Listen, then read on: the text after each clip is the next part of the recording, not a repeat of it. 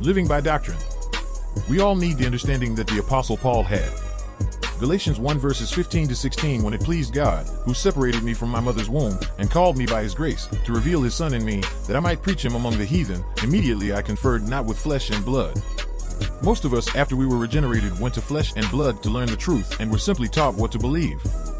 We need a revelation that the only way we will know the truth is to listen to the voice within.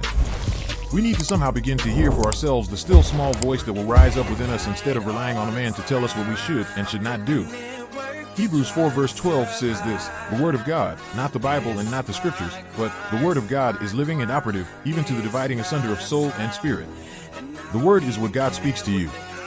To hear God speak is more wonderful than anything in the entire world. Many times God will speak to you through the scriptures, and then it becomes living to you. There is such divisiveness among God's people today, because we've been taught to value doctrine and right beliefs and good teachings above loving one another. The most important thing that you will ever learn as a son of God is to love unconditionally and have no requirements for anybody at all. I'm sure many of you saw the movie Matrix. And one of my favorite lines in that movie, and I think it was in the second one, I'm not sure, but somebody said to Morpheus, "Not everybody is going to believe like you do."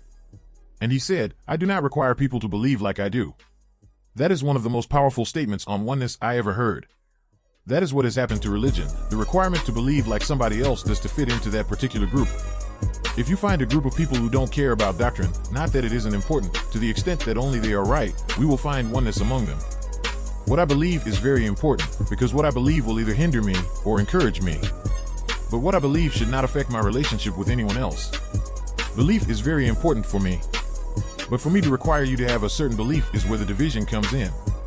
For me to get to know what you believe doesn't hurt me in any way, shape, or form, and if I don't let what you believe affect me to where I feel like we can't fellowship together or we can't flow together because you don't believe right, if I can drop that concept and I can minister to you and I can receive from you, we can flow together in oneness. Website http://sigler.org